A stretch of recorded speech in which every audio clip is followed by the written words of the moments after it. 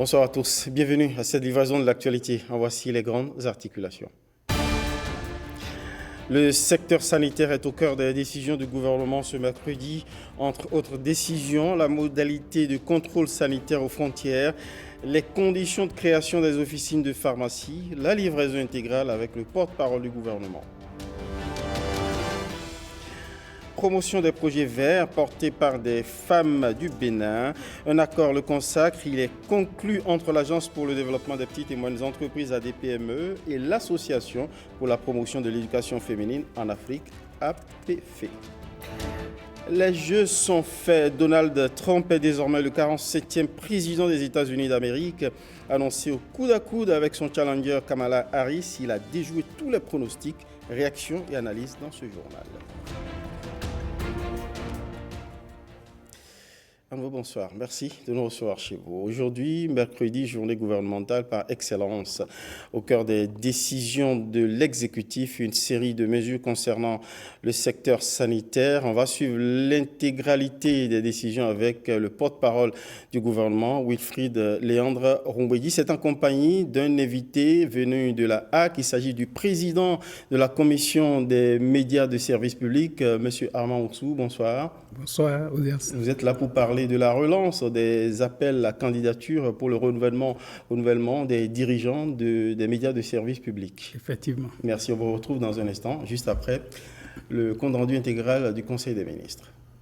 Les décisions que voici ont sanctionné la séance du Conseil des ministres de ce mercredi 6 novembre 2024, présidée par le chef de l'État, M. Patrice Talon. S'agissant des mesures normatives, ont été adoptés au titre de ces mesures divers décrets d'application de textes de loi en vue de favoriser leur pleine mise en œuvre.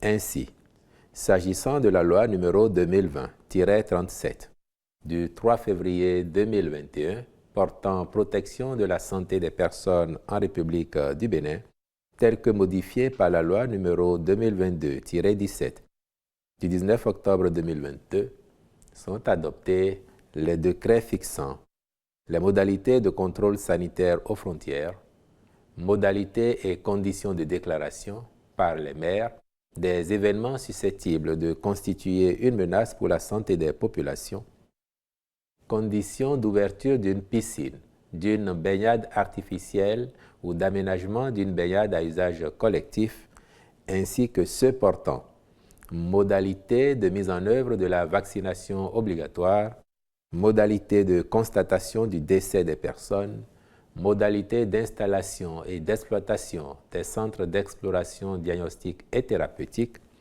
modalité de protection par l'État du praticien médical ou paramédical. En ce qui concerne la loi numéro 2021-03 du 1er février 2021, portant organisation des activités pharmaceutiques en République du Bénin, 9 décrets ont été adoptés. Il s'agit des décrets fixant les conditions de création et d'exploitation des officines de pharmacie, conditions et modalités d'ouverture et d'exploitation des établissements de représentation pharmaceutique et les règles relatives à la publicité sur les médicaments et autres produits de santé et à la promotion médicale, de même que ceux portant conditions d'installation, d'ouverture et d'exploitation des industries pharmaceutiques, conditions d'installation, d'ouverture et d'exploitation des industries de fabrication des produits de santé autres que le médicament, conditions d'importation, d'exportation et de distribution en gros et en détail des produits de santé autres que le médicament, conditions d'installation, d'ouverture et d'exploitation des établissements grossistes répartiteurs pharmaceutiques et d'exercice de l'activité de dépositaire pharmaceutique, modalités d'homologation des compléments nutritionnels, des aliments destinés aux nourrissons et aux enfants en bas âge et des produits diététiques et de régime, adoption des lignes directrices et procédures d'autorisation et de supervision des essais cliniques. Au chapitre des communications, en point 1, contractualisation pour l'étude de faisabilité technique, environnementale et sociale en vue de la création de 2 zones de baignade, respectivement à Fidjrosset-Cotonou et à Vlog-Grand Popo sur la côte béninoise. Depuis 2016, le gouvernement a engagé d'importants investissements pour valoriser le potentiel touristique remarquable de la façade maritime de notre pays par divers projets structurants. Ceux-ci participent, par ailleurs, de la protection de la côte, limitant ainsi les risques de sa dégradation. Pour conforter cette dynamique en cours, il s'est avéré pertinent de créer 2 zones de baignade à Fidjrosset et à Avlo, dans les communes de Cotonou et de Grand Popo, afin d'offrir à terme au public la sécurité et les commodités requises en la matière. Aussi, urge-t-il que des études techniques, environnementales et sociales soient réalisées de façon à faire intégrer harmonieusement ces ouvrages aux projets touristiques et balnéaires qui sont dans une phase de conception relativement avancée sur la côte, notamment les projets du Club Med. Le Conseil a donc marqué son accord pour la réalisation de ces études par un cabinet de grande réputation, à charge pour les ministres concernés d'accomplir les diligences irrelatives. En point 2, rappel de l'interdiction des affichages publicitaires anarchiques dans les communes du Grand Nokoué.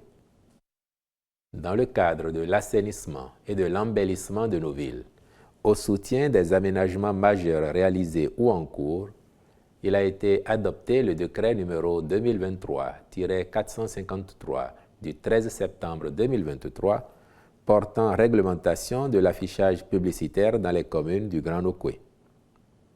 Il interdit, en son article 2, les affichages publicitaires sur les monuments naturels, les mâts de lampadaires servant à l'éclairage public, les poteaux électriques et de communication, les équipements publics concernant la circulation routière, maritime, fluviale ou aérienne, tous autres supports non agréés.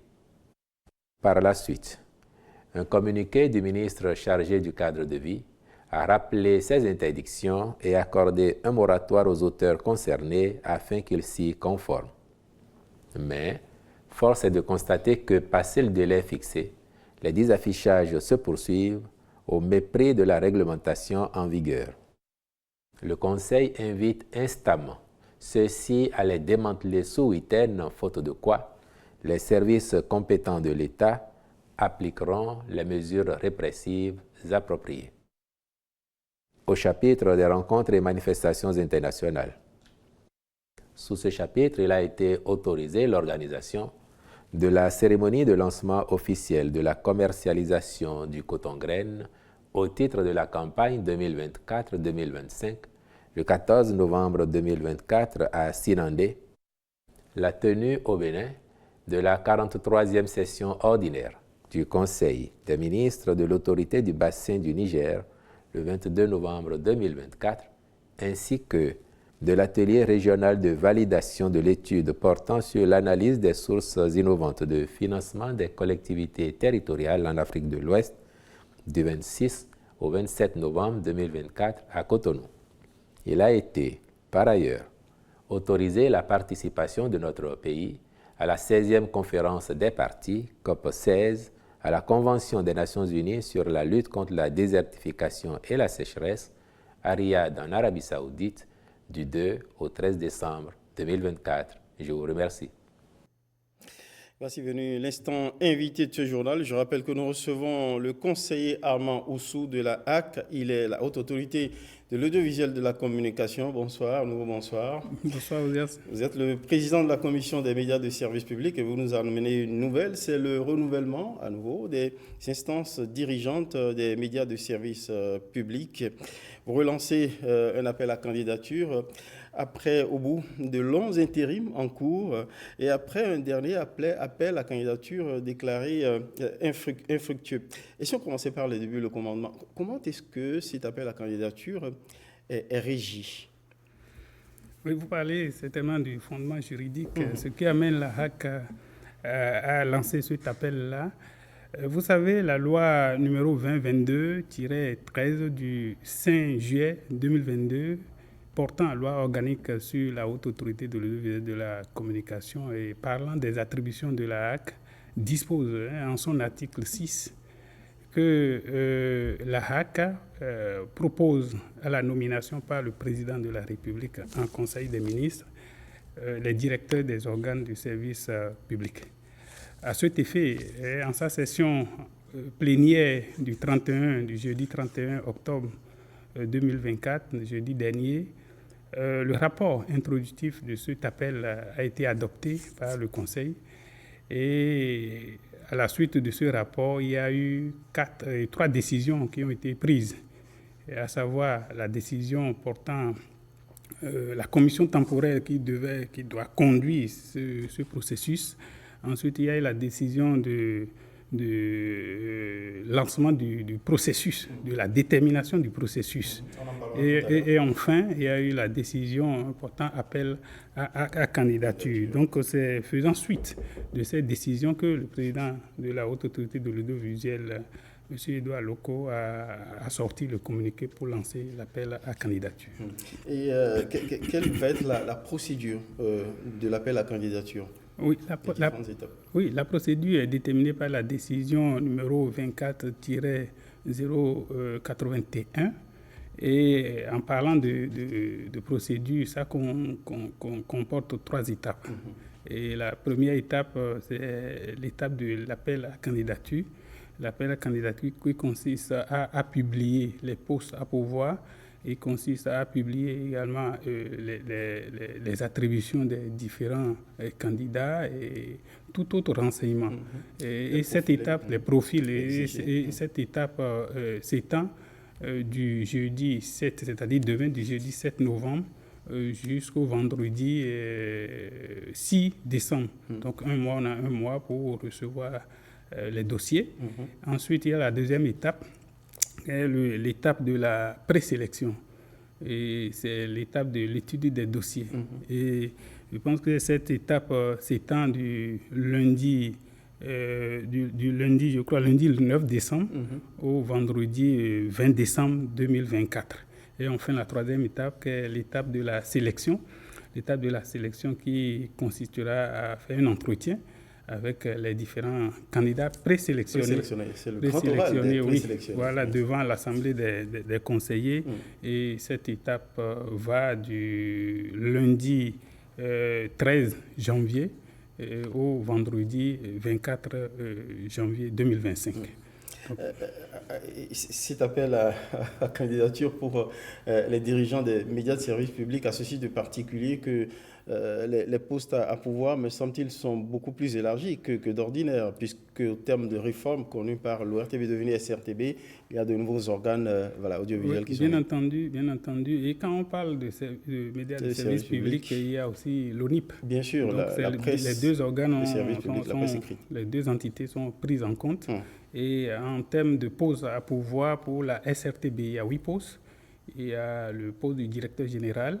Et de la SRTB, il y a le poste de Béné TV, il y a le poste de Béné TV à l'AFIA, il y a le poste de Béné TV Junior.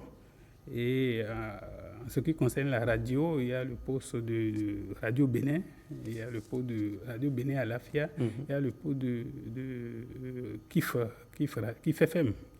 Et enfin, le 8e poste, c'est le poste du directeur régional de Parakou.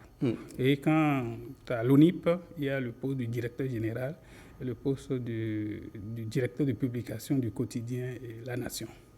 Monsieur Armand Roussou, je rappelle que vous êtes conseiller à la HAC et président de la commission des médias de service public. Peut-être un petit autre détail pour compléter ces informations? Non, pour compléter ces informations, il faut dire la soumission, comment les candidats qui vont soumissionner doivent déposer un dossier en un fichier unique,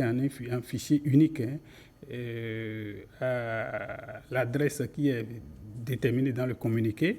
Et non seulement ils vont déposer la version numérique, mais également la version physique doit être déposée sous pli fermé, bien entendu, sous pli fermé et envoyé à l'ANES de la HAC, au secrétariat administratif de la HAC à Guincomen, ou dans les antennes régionales de la HAC.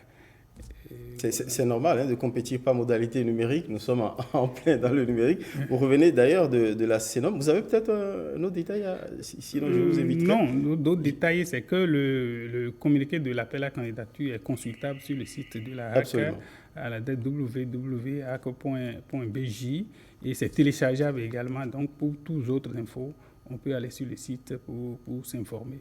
Voilà, on peut considérer comme éliminatoire tout candidat qui ne réussit pas à envoyer son dossier par voie déjà. Nous sommes en plein, voilà. Ce qui est normal. Exactement, exactement. Mais merci de rester avec nous. Merci pour suivre un sujet d'ailleurs dédié à l'univers, à la transformation qu'impose le numérique à nos usages, mais également aux médias. Cela tombe très bien. Comment évolue la TNT, la télévision numérique terrestre au Bénin? Le passage de l'analogique au numérique est opérationnel depuis déjà 20 mois au Bénin. Une évolution censée changer les usages télévisuels avec l'impact du numérique dans la qualité de diffusion et celle des contenus. La question s'est invitée d'ailleurs au cœur d'une keynote de la semaine du numérique à laquelle vous avez participé, Monsieur Armand Roussou. Écho de cette présentation avec Ernest Tétégou et Ulvaeus Balogun. Le Bénin a fait des avancées significatives vers l'implémentation de la télévision numérique terrestre TNT. Depuis 2023, suivant l'engagement pris avec l'Union internationale des télécommunications dans le cadre de la transition numérique mondiale, le passage de l'analogie au numérique est effectif au Bénin. Ça fait effectivement environ 20 mois que la TNT a démarré. Et donc depuis ce jour, avec les kits de réception qui ont été vendus, qui ont été mis sur le marché, et les téléspectateurs ou les Béninois ont commencé à capter chez eux la TNT et ont fini par comprendre ce que c'est la TNT avec des images très claires et un son bien audible. À ce jour, la TNT, c'est environ une vingtaine de chaînes de télévision.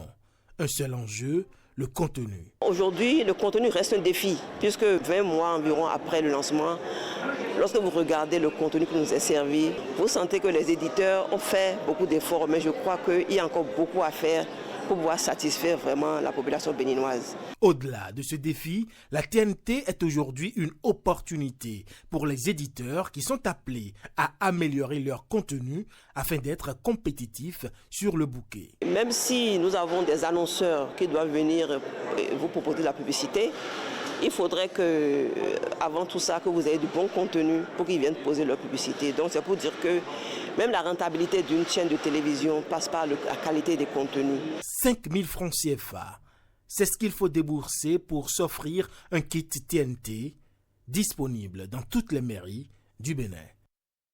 La révolution du numérique est donc en marche au Bénin et s'impose de plus en plus, transforme nos habitudes, nos usages, nos rapports à l'information, à la production et à la consommation de l'information ainsi qu'aux services délivrés par les administrations. C'est le cas au Bénin depuis la promulgation de la loi sur le code du numérique en 2018. Michael Noati et Nogong Pati se sont intéressés aux avantages de cette transformation numérique de la vie des citoyens à parcours suivant.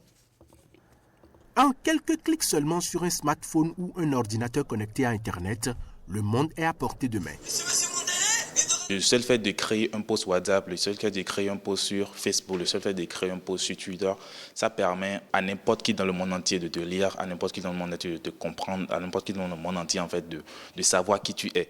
Au Bénin, le numérique avec ses multiples avantages s'impose comme un outil incontournable. En tant qu'étudiante, le numérique me permet de faire de façon plus rapide des recherches. J'ai plus besoin de vraiment me déplacer pour aller à la bibliothèque. Ça me permet de lire. On peut aussi faire des cours en ligne, rester à la maison. Par exemple, au campus, nous avons une connexion illimitée que nous utilisons H24. Et cela nous permet de faire des recherches sur nos études, de télécharger des documents en ligne. Ces initiatives transforment non seulement la manière d'interagir, mais elles permettent également d'accéder facilement aux services administratifs de façon rapide et à moindre coût. Depuis la maison, nous pouvons prendre par exemple nos casiers judiciaires, la carte CIP. On peut aussi acheter des choses en ligne depuis la maison. Et de faire une demande en ligne pour le passeport, l'acte de naissance sécurisé, payer mes factures et tout. Je peux payer même ma scolarité en ligne. Le retard qu'on observe pour la délivrance des actes administratifs à tous les niveaux, je crois, c'est conjugué au passé. Quand nous prenons tout ce qui est plateforme en termes d'éducation, tout se fait donc sur les plateformes numériques. Donc l'étudiant n'a plus besoin encore de se gêner. Bien plus qu'un simple outil d'interconnexion, le numérique est devenu un véritable levier de développement. Au niveau des services de l'État, la GEC, la gestion électronique des courriers, ça signifie quoi? Avant, lorsque on doit traiter un courrier, on le traitait par exemple dans Word, on imprime et chacun met son cachet. Il faut trouver un agent de liaison pour faire passer le courrier de bureau en bureau jusqu'à ce que cela aille chez l'autorité. Avec la GEC, il suffit simplement de se connecter à une plateforme. Vous rédigez entièrement votre courrier. Le courrier, automatiquement, dans la plateforme, circule de position de travail en position de travail. Chacun pose son visa jusqu'à ce que l'autorité finale et signe le courrier, ce qui apporte un avantage à la population. Malgré quelques points à améliorer, le Bénin a franchi un grand pas. Les citoyens, même dans les zones les plus reculées, comprennent désormais l'importance et les avantages de cette transformation numérique dans leur quotidien. Penchons-nous sur cet accord intervenu entre l'Agence pour le développement des petites et moyennes entreprises ADPME et l'Association pour la promotion de l'éducation féminine en Afrique APF. Un accord destiné à accompagner les femmes entrepreneurs béninoises dans le développement d'activités économiques respectueuses de l'environnement. Un accord porté par le projet Les femmes entreprennent pour le climat, initiative soutenue par l'Agence wallonne de l'air et du climat AWAC. Voici un écho qui illustre les enjeux de cet accord. C'est important pour nous de pouvoir continuer ce soutien au développement de l'économie, au développement des petites et moyennes entreprises, parce que nous sommes persuadés que c'est vraiment le moteur, le levier économique, non seulement au Bénin, mais d'une manière générale, et de le faire au travers des femmes, parce que là aussi, l'autonomisation des femmes nous semble vraiment un vecteur important et un vecteur pour un pays, un Bénin plus inclusif encore. Et donc, nous sommes ravis de la collaboration. Nous avons pu soutenir à peu près 1000 femmes entrepreneurs dans cette aventure-là, que nous allons poursuivre avec deux projets structurants, un projet de partage de bonnes pratiques, de partage d'expertise avec Wallonie Entreprendre chez nous en Wallonie et la DPME pour structurer encore davantage l'accompagnement des petites et moyennes entreprises et des micro-entreprises ici au Bénin. Donc oui, nous sommes vraiment ravis. Nous sommes totalement alignés aussi sur les priorités qui sont d'ailleurs celles du PAG2, que nous suivons aussi bien évidemment dans notre coopération depuis de nombreuses années avec le Bénin. C'est un partenariat intéressant pour l'Agence de développement des petites et moyennes entreprises. À travers l'agence, ce sont les femmes qui vont être accompagnées dans le cadre de ce partenariat, qui doivent dire merci à ce partenariat. C'est une confiance que nous accorde notre partenaire, APF, et donc pour nous, c'est particulièrement valorisant, et donc nous essaierons de tout faire. L'ensemble des collaborateurs de l'ADPME, le ministère de tutelle, nous essaierons de tout faire afin que ce partenariat profite réellement à l'entrepreneuriat des femmes. Et donc, je voudrais remercier les partenaires de cette confiance renouvelée qu'ils nous font. Nous vous plongeons à présent dans un exercice, une opération saisissante, une simulation grandeur nature de riposte à une catastrophe sanitaire. Elle se déroule dans le cadre de la rencontre des pays membres de l'APORA ou Alliance des partenaires africains pour la réponse aux épidémies. Allons au carrefour Adunko à Togban, sur le front de mer, avec Christelle Tongodo et Wenceslas Arouaimon au cœur de cet exercice d'urgence. Une épaisse fumée s'élève dans le ciel au carrefour Adunko. Les sirènes des pompiers huilent et la panique s'installe dans les rues.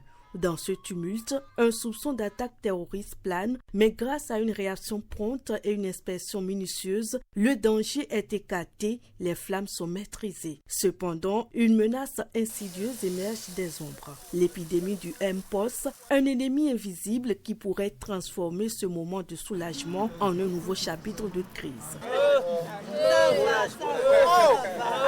À proximité, les équipes du SAMU s'affairent pour mettre en place une zone de tri sous le contrôle du centre de commandement. Des soins sont apportés aux patients, des hélicoptères militaires sont déployés pour évacuer les cas graves. Ce qui se déroule ici n'est pas seulement une réponse à une crise, mais un exercice de simulation jamais réalisé auparavant. Cette fois-ci, le Bénin a pris le risque de convier l'ensemble des acteurs de Apora à quitter les salles de conférence pour être face à notre défi commun qui est la gestion réelle des catastrophes et des épidémies. C'est pourquoi nous avons essayé cet exercice. Ce que vous avez vu est le fruit d'un entraînement coordonné sur plusieurs semaines, sinon plusieurs mois, de tous ces acteurs. Chaque étape, chaque mouvement impressionne tous ceux qui observent la scène. C'est la première fois que j'assiste à un exercice avec autant d'ampleur et je suis réellement satisfaite et je félicite encore une fois tous les organisateurs pour la qualité et la rigueur de cette simulation. Je félicite le Bénin aussi d'avoir déployé les grands moyens. On a eu carrément des déploiements d'avions militaires pour évacuer les cas urgents. L'accident de la voie publique, l'implication des véhicules militaires et civils, après la suspicion de cas de Mpox. Donc on avait le droit à un menu, si vous voulez, assez riche. Ça, c'est ce qu'on appelle une bombe, parce que vraiment, ça implique tellement de monde et ça nécessite une coordination minutieuse. Et vraiment, leur exercice était bien monté. La coordination entre les différents services, l'efficacité des évacuations illustre les capacités du Bénin à gérer les crises complexes. Restons dans l'univers de la santé pour évoquer la question de la sécurité des patients. Elle a été enfourchée comme cheval de bataille par l'ARS, l'autorité de régulation du secteur de la santé, qui parcourt les contrées du Bénin pour sensibiliser les citoyens et personnel de santé au sujet. Voici les échos de la rencontre avec les élus locaux de la commune de Soava. Alain Sochoumen, Igor Ayoso nous y amène. Les élus locaux de la commune de Soava ont été entretenus par une équipe de l'autorité de régulation du secteur de la santé conduite par son président. Les objectifs de cette mission auprès des acteurs de l'administration décentralisée sont clairs. Alors, les objectifs, c'est leur montrer, au même titre que pour les professionnels de la santé et les populations, leur montrer le rôle majeur qu'ils ont à jouer dans l'implémentation, dans le déploiement du dispositif pour la sécurité des patients, mais aussi dans le suivi du déploiement de ce dispositif. Le dispositif pour la sécurité des patients mis en place par l'autorité de régulation du secteur de la santé est un dispositif qui est appuyé sur 3 piliers. Le premier des piliers, c'est que l'établissement de santé doit admettre que la sécurité des patients est la priorité pour elle. Le deuxième pilier, c'est tout ce qui est disposition politique, qui veut dire qu'un établissement de santé ne peut pas fonctionner en dehors des lois, des décrets, des arrêtés, de toutes les notes directives qui régissent l'activité dans le secteur sanitaire. Le troisième des piliers sont les dispositions pratiques qui rendent compte de ce qui doit se passer au niveau de l'établissement lui-même. Les réformes entreprises par le gouvernement dans le secteur de la santé nécessitent que les populations soient mieux informées des enjeux et surtout jouent leur partition. L'accompagnement des populations est attendu et majeur puisqu'il est question là d'obtenir une implication des populations. Et cette implication, c'est-à-dire que le patient qui va chercher des soins ne doit plus aller comme étant un être passif. Il doit être acteur de sa santé, il doit participer. Si même le professionnel ne l'implique pas, il doit lui-même prendre l'initiative de s'impliquer. Il doit notamment répondre aux questions que le professionnel pose pour faciliter le diagnostic. L'instance de régulation du secteur de la santé entend faire le tour des autres communes pour faire connaître à tous le dispositif mis en place pour une prise en charge de qualité de la santé des Béninois. Nous sommes toujours sur les traces de l'autorité de régulation du secteur de la santé qui a posé ses valises à Djougou cette fois-ci dans sa mission itinérante de sensibilisation. Les objectifs restent les mêmes, sensibiliser sur les réformes, mais surtout sur les dispositifs de sécurité des patients dans les hôpitaux. Jean-Claude James. Professionnels de la santé et population sont côte à côte pour suivre les communications présentées par les experts de l'autorité de régulation du secteur de la santé. Ces communications sont relatives à l'ARS et sa mission, mais aussi au dispositif pour la sécurité des patients. En priorité, en fait, ce serait leur permettre de s'approprier du contenu et des avantages qu'apporte pour le déploiement de ce dispositif pour la sécurité des patients dans tous les établissements de santé du département, qu'ils soient publics ou privés. Il s'agit pour nous de faire en sorte que les patients soient impliqués dans leurs soins, deviennent des acteurs. Et l'OMS a bien décrit que chaque fois qu'on implique les patients dans leurs soins, on arrive à avoir 15% de préjudice en moins. Nous avons donné aux populations la possibilité de rentrer en contact avec nous, en insistant sur le fait que si elles ne sont pas contentes, elles doivent se plaindre. Des exposés suivis avec beaucoup d'attention en témoignent la richesse des débats. Le collège de l'ARS quitte Djougou avec une bonne moisson de préoccupations. Quand je prends le cas de Djougou, ma commune, et 3e commune du Bénin en population, on n'a pas de spécialistes, on n'a pas d'équipement, les bâtiments sont en ruine, les médicaments sont rares, les coûts sont chers, on fait le transfert des malades, des évacuations. Nous sommes heureux qu'ils aient pris connaissance de tous ces problèmes-là et qu'ils aient promis de les analyser cas par cas. Ça veut dire que ça peut à tout moment interpeller n'importe quelle autorité. Maintenant qu'il y a une superstructure qui contrôle, nous avons apprécié ce dispositif tout en déplorant le fait que ça fait 3 ans d'existence, mais c'est aujourd'hui qu'ils ont pensé à nous. Cette descente de l'autorité de régulation du secteur de la santé sur le terrain vise à impliquer tous les acteurs dans la mise en œuvre des réformes pour que le défi de la couverture sanitaire universelle soit relevé ensemble.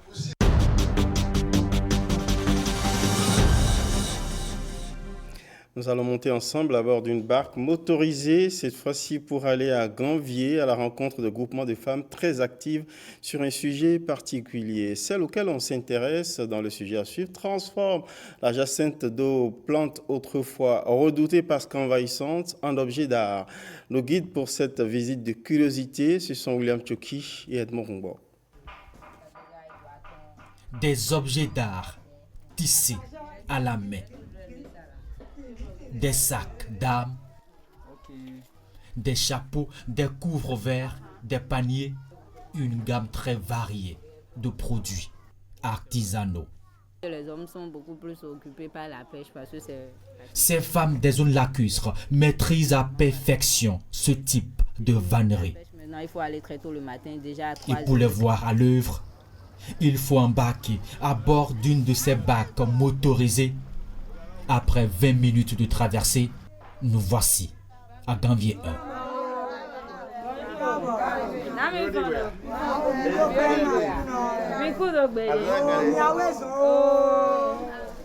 Donc c'est le groupement qui se charge de transformer les jacinthes d'eau en objets d'art. Voilà. Ok. Maintenant, ici, nous sommes où déjà? Bon, ici, nous sommes à Gomen-Commun. Le nom de leur groupement, c'est Mifa Commun.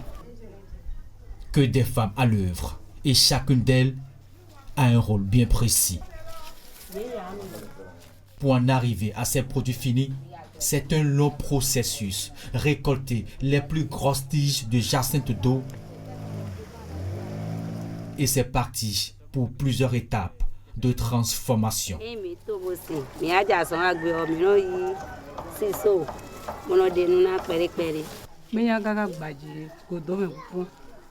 Nous allons chercher les jacinthes d'eau au beau milieu du lac. Souvent, très loin des habitations. Nous les lavons, puis les séchons.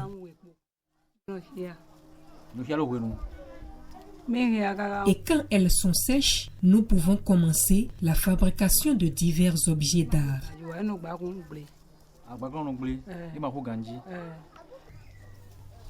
Même les dents sont mises à contribution pour tisser ces tiges végétales.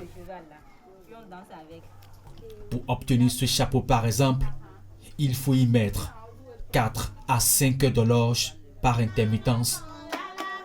Et pour ne pas voir le temps passer, elles se galvanisent dans leurs tâches Elle travaille en chantant.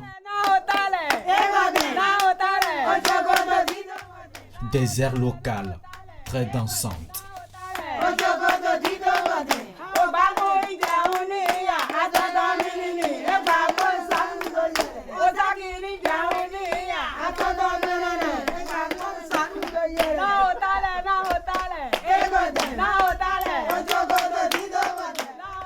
Elles sont de plus en plus nombreuses, ces associations de femmes des zones lacustres s'adonnant à cette activité de transformation des jacinthes d'eau en objets d'art.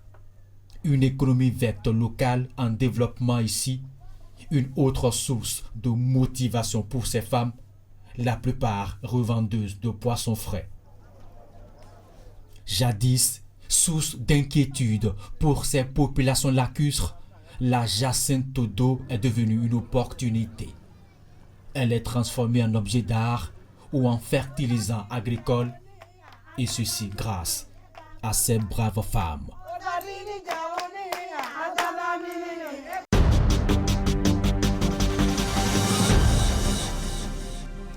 Elle mérite admiration et reconnaissance, ces braves dames. Parlant de reconnaissance, l'attribution des honneurs de la reconnaissance de la République en pleine mutation, la restructuration de l'ordre du mérite social béninois est à l'ordre du jour à la grande chancellerie des ordres nationaux du Bénin. Les réformes explorent les critères d'attribution de cette distinction honorifique. Éclairage avec Évariste Zoumarou, Samira Tchabimane.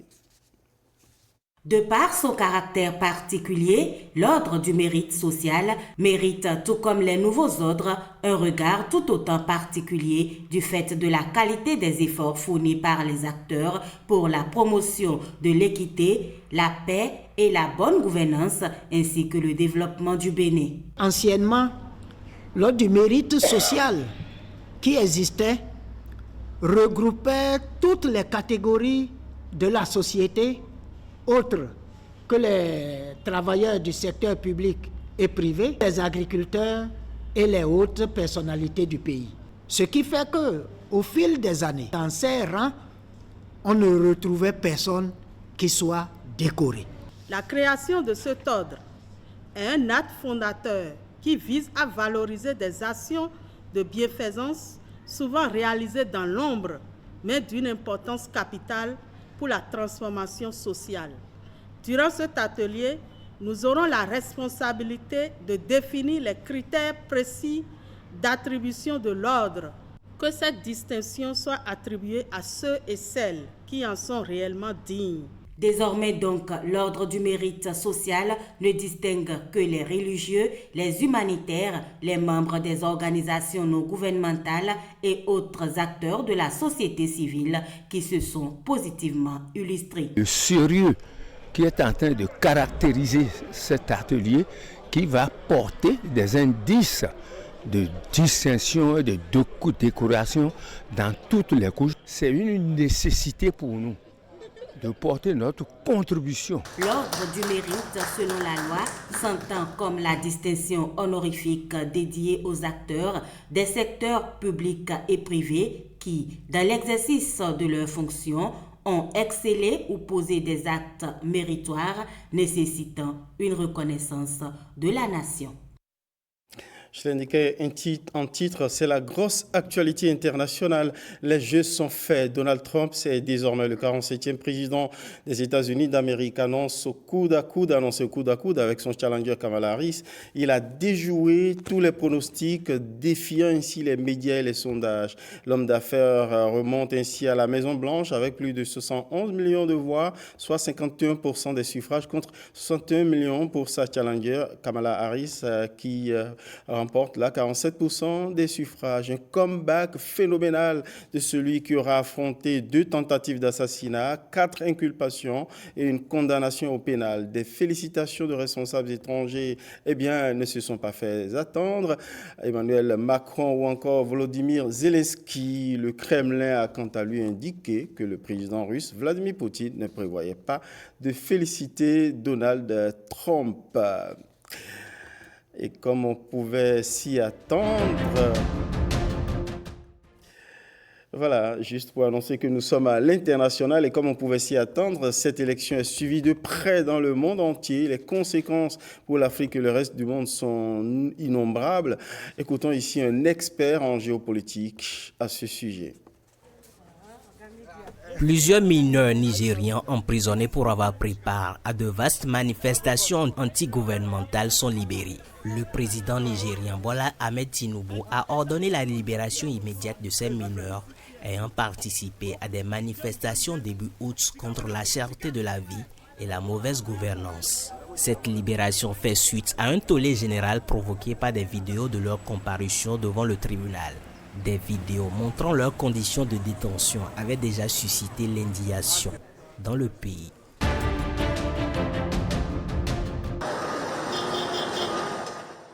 Le gouvernement espagnol a dévoilé mardi un plan d'aide de 10,6 milliards d'euros pour les dizaines de milliers d'habitants et entreprises sinistrées de Valence. Selon les bilans fournis par les autorités nationales et régionales, 219 personnes sont décédées et 89 autres sont portés disparus dans ces intempéries. C'est la première fois que les autorités donnent un chiffre de personnes disparues. À l'est de l'Indonésie, un volcan est de nouveau entré en éruption depuis mardi.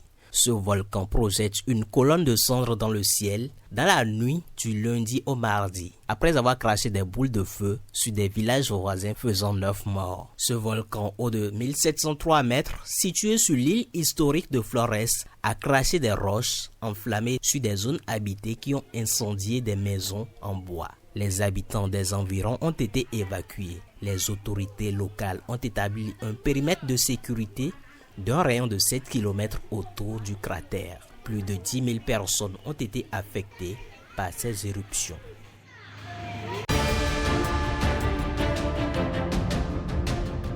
Vous l'avez compris, c'est un petit tour sur les autres actualités à travers le monde. On vous promet de revenir sur la grosse actualité politique mondiale actuelle, l'élection de Donald Trump. Merci pour votre inépuisable fidélité. Merci à toutes les équipes. Bonsoir chez vous.